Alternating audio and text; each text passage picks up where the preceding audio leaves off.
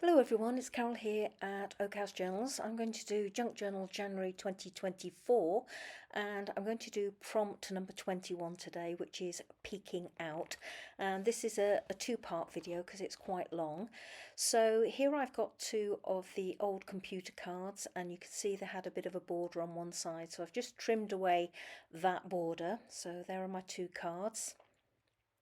And I'm just putting glue on the back of one of them,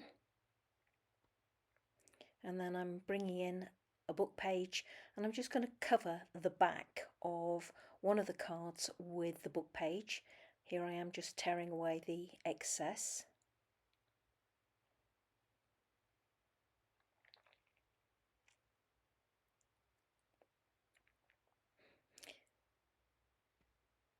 And here I'm just rooting out a bit of brown paper. Not quite sure which one I want, but these are all bits that wrapping paper and other bits and bobs that I've got in a nice bag. This is the page on the right that I'm going to be working on, and I've just shown you there I've got a little bit of a flap. So I've got my piece of brown paper and I'm just ripping it to size here.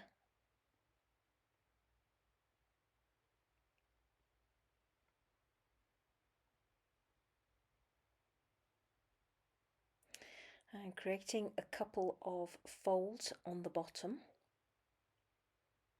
And there we go. Those folds are butting up to the bottom of my page and that flap. So that's one fold of brown paper, and then that's the second fold, which is encasing that flap on that page. And here I'm just ripping the back of the page ready for my next prompt. And as you can see, it goes over the page, over the width of the page, so I'm just tearing away the portions that I don't need.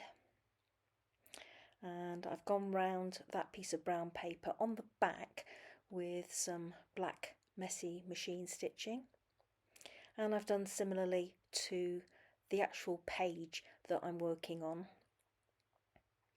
Bit of glue on the bottom of the reverse of my page, and I'm gluing up that little flap of brown paper. So here I've gone back to my two little cards, and on the one that I haven't backed, I'm just sketching out with my pencil an image of a cat.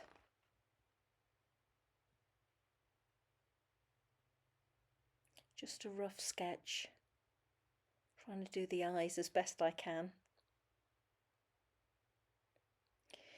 And here I've lifted out a Faber-Castell permanent marker pen, and I've done some squiggles on the right hand side there, and I'm just testing it out with some water with a paintbrush, just to reassure myself that it's not going to smudge when I add water to this. So here I am using my Faber-Castell very fine nib. I think I've got an extra fine here, and I'm just going over it to outline my image and then go in and rub out the pencil marks.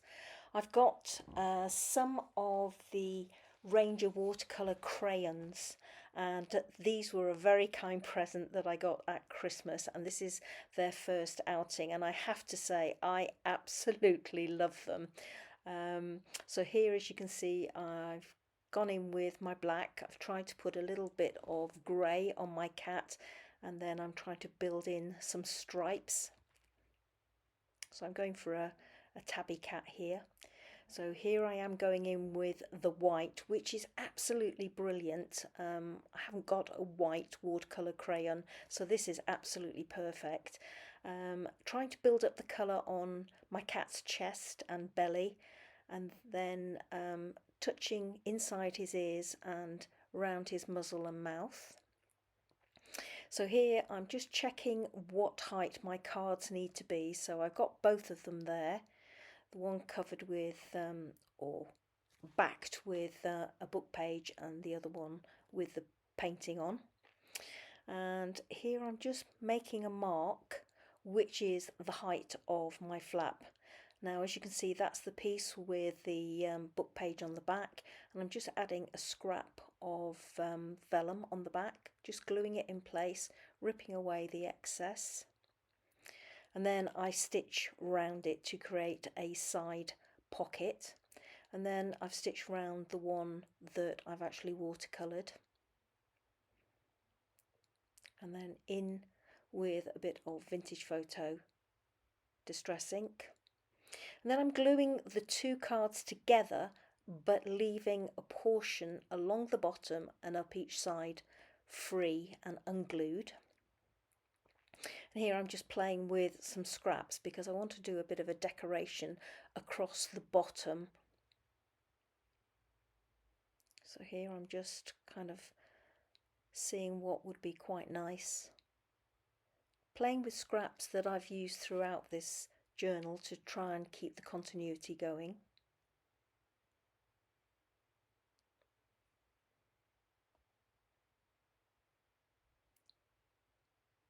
As you saw, I joined two pieces together there, and the join won't be noticeable once I get these other layers on. So this is a lovely piece of grey, almost deli paper, speckled deli paper. And this is a tiny, tiny scrap of one of my lovely friend Jeff's deli bags that he splatters and sprays. Absolutely gorgeous. So I hoard absolutely every scrap. So just going in here with a dab of glue and just my final piece, and then I take it to my sewing machine and I just run some lines of stitching across it, again in black, trimming away my labels. I did open up my little card a bit too much, so I need to go in and glue that down in due course. Just attending to the stitching on the inside of my tag, and here I've got some washi just to cover over the reverse of the stitching, because I'm going to be putting something inside there. If you hadn't already guessed, that's what I'm doing. So I'm going to be putting something inside there, and I don't want that stitching to catch. So where I've opened up my two cards, I'm just gluing them back down, and I'll be gluing them down on either side to roughly where that washi tape starts. And actually that washi tape was good because as you can see, my little scraps go over the edge of my card, and it adds some detail to the back. So here I've got one of the little Tim Holtz labels, snippet labels, bit of Vintage Photo around the edges, in with my famous art glitter glue. Can't live without this stuff, it's brilliant. And I'm just putting it over the stitches so that there's a little bit of the stitching showing on either side, and here I'm just roughing up the edges. So I've got a piece of the front inside cover of a book, and I've chosen it because I like the colour tone. Here I'm just checking where I need to trim it so that it fits my page. So just doing a rough fold there and marking, and then I go in with my decal edged trimmer, as you will see. Yep, here we are, and I'm just trimming away where I marked it. So this is the size that I need, and now I'm just creating a border inside that piece of paper. So effectively what I'm doing is creating a frame with that piece of paper. So here's my first line going in, and then I use my X-Acto knife to just trim away the lines or the border that I've created. That's my second cut, still got two more to do. Here's where I've done all the cuts, and that's my frame. Rubbing out my pencil marks, and then I go in with some Vintage Photo distress ink round the outside and also inside my frame. It was very tricky because this was quite delicate paper, so I'm using a scrap of cardboard to support it. You'll have seen me do this many times, it's an old trick. A bit fiddly doing the inside, but I did manage to do it, and it just gives a hint of colour. And then I've taken it to my sewing machine and very carefully done just the one line of messy stitching around the inside of my frame to add some interest. And originally I was going to use the plain side, but I go in and decide I'm going to use the reverse, and you'll see the writing on the reverse in due course. Here I've just got a scrap of card that I am mounting onto, again, some more book page. I've mounted it there, glued it in place, just trimming away the excess.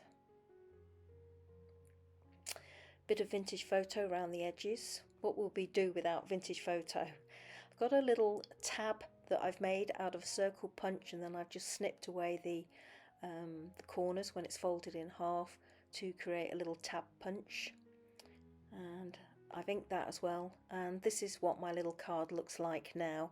I've stitched all the way round, and I've put a scrap of tea stain paper in the middle. Then I've created another one doing exactly the same thing. So this is my tag with the vellum pocket, side pocket on the back. And this is the little one that's going inside. As you can see, I've got an opening there, so that just pushes up inside. If I bring in my page now, which is what I'm doing, because I've got that opening on the bottom there, it just slips onto that flap on the bottom of the page like that. And then you can pull that tab down, and that's the frame I made out of the paper glued onto my page. And then if you take the tag off, or the tab off, or whatever, then you've got a couple of little flaps there which are secret journaling spots, or that was my idea for that. So there we go, everybody. This is part one of Peeking Out. I hope you enjoyed seeing it together, and please do look out for part two, because obviously that cat is not peeping anywhere. So I need to create something now so that that cat will be peeping out at you.